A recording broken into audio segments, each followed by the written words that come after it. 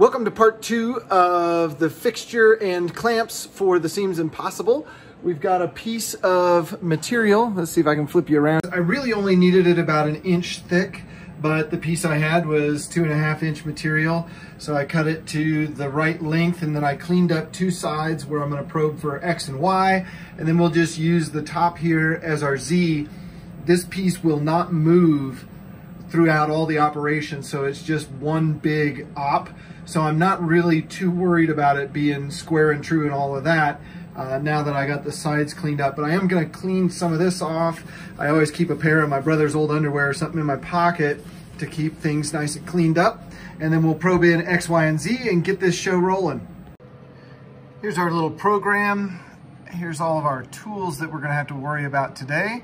And I need to make sure I've got this one here, so tool 93.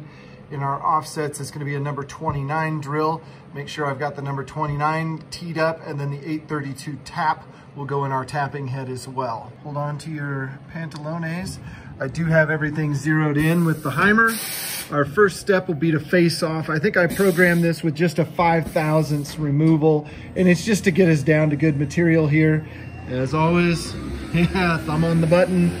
Oh, this makes me nervous. That looks good. Ooh, baby. When the first op is going fairly flawless, things are good. I do have an issue with the solenoid on my mist cool system, so you can see I've been squirting down with the WD before I get things rolling. And I did speed this up from the last operation that we saw. That was running at 20 inches per minute, and now I've got it sped up to 30. It could easily go 40. That shear hog can remove a lot of material before it starts to chowder a little bit. Got a nice surface to start working with there. Our first operation is going to be a massive adaptive clearing to get most of the garbage out of our way. It's going to be using a 1/4 inch flat end mill, and I'm guessing this operation is going to take us quite a while. So I'll probably just set this into high-speed motion and enjoy.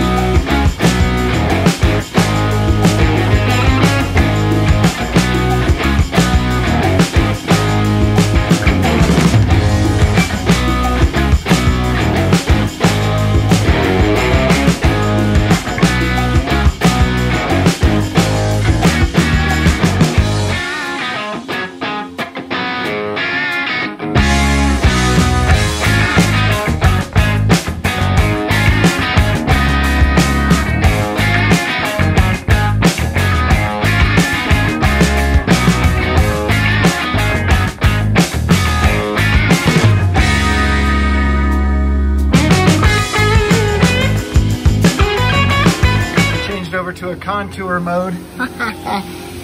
And now it's just going to come through and outline all of the parts, which I'm not sure why it's showing at 25 thou. Let's see that again. Come on, 25 thou below. I must have done something wrong in the program. Not a huge issue. I think we've still got enough surface to bear on. I just don't know why it's cutting 25 thousandths low. Actually, you know what? I am gonna stop it. We are back.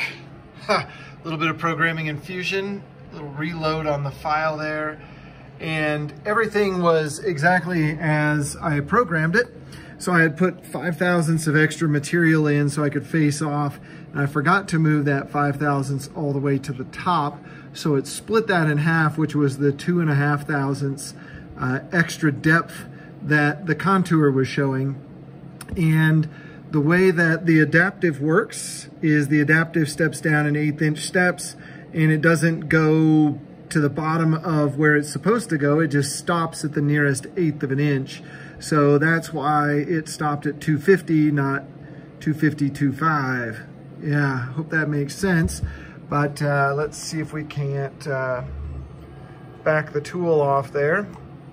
And we're gonna work this down. We don't need to face it. We don't need to do the adaptive. Pro tip, oh yeah, you gotta watch the middle of these videos. If you click on the path pilot, it gives you the time. It's past lunchtime, I'm getting hungry. I found my first pocket program, pocket number 1. That's where I wanna start. And the pocket is gonna go in and put everything at, I guess it'll be 25.25 will be the right thing. So let's hit the old cycle start button. Hold on to our pantalones again.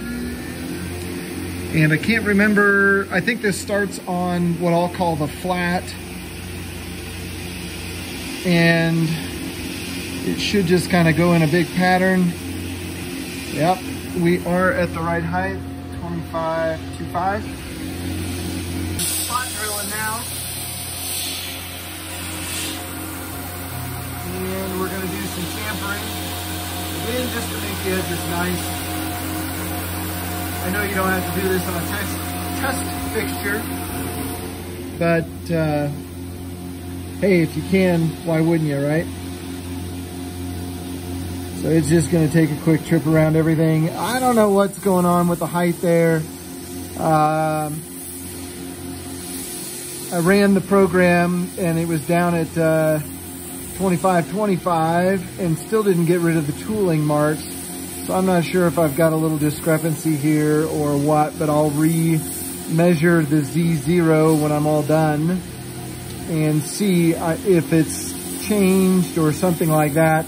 Then I'll rerun my pocket programs and just get a smooth surface on all that stuff. Now we're gonna drill a few holes. These are rather small holes, number 29, which I think is 0.13 something.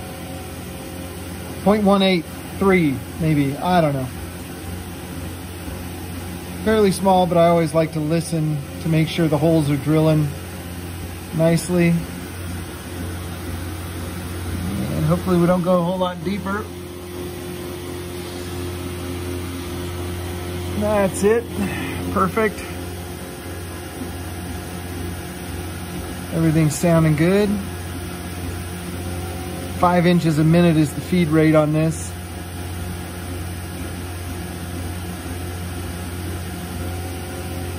I noticed that I wasn't gonna have a lot of clearance for the tapping head because of the stop there. So I'm just tapping these by hand. And I figure that'll be a little bit easier way to make these all work out. Give her a little love there. Now we should have a little chamfering routine here, just to do the tops of those holes.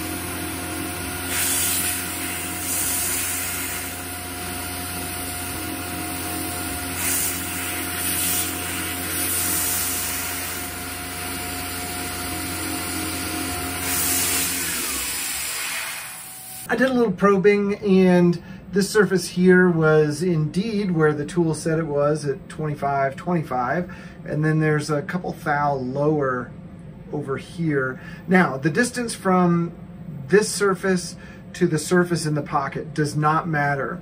That surface in the pocket, as long as it's flat and as long as it's flat, no problems. The clamp doesn't rely on that vertical difference. What it does rely on is the distance from this back wall to the piece. So just making sure that that dimension is right is what we're being critical about, and that's fine.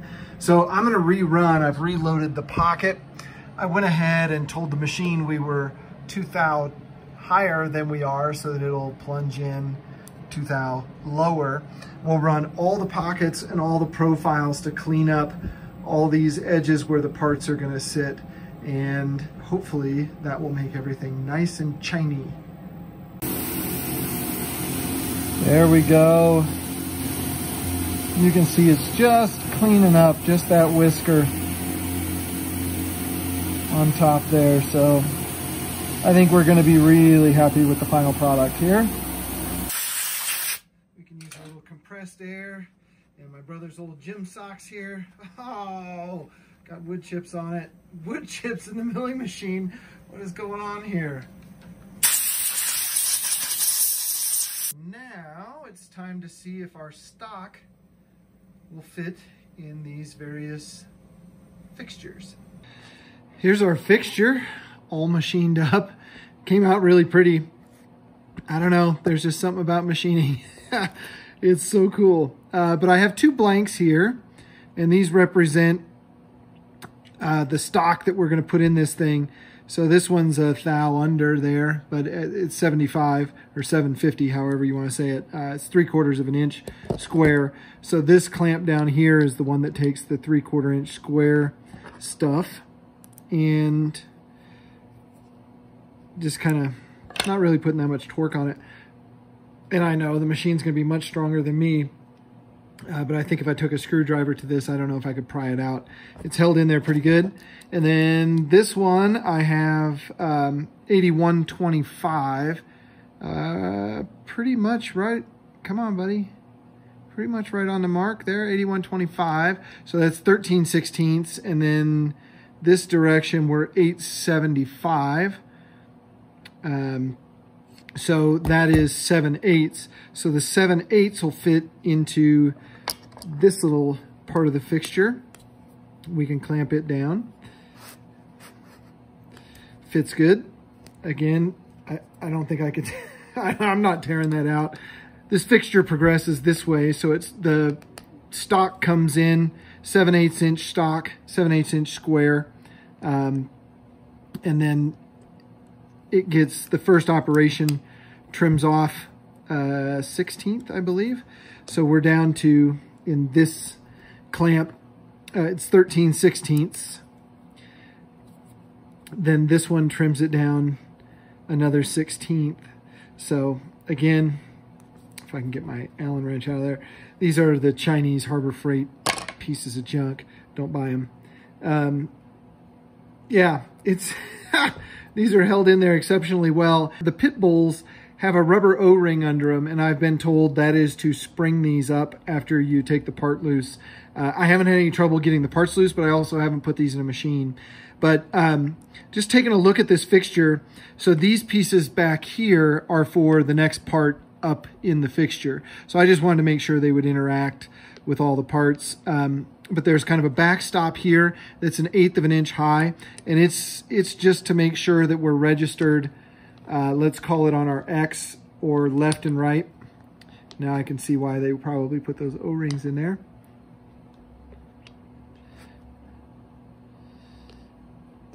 Yeah, there we go. So as you put the part in the fixture, it slides over and registers positively against there. Then this is what we're calling like the back jaw of the vise. It doesn't move. And so you just put your part right up against that and everything clicks in there nice and neat. Tighten it down. Bob's your uncle.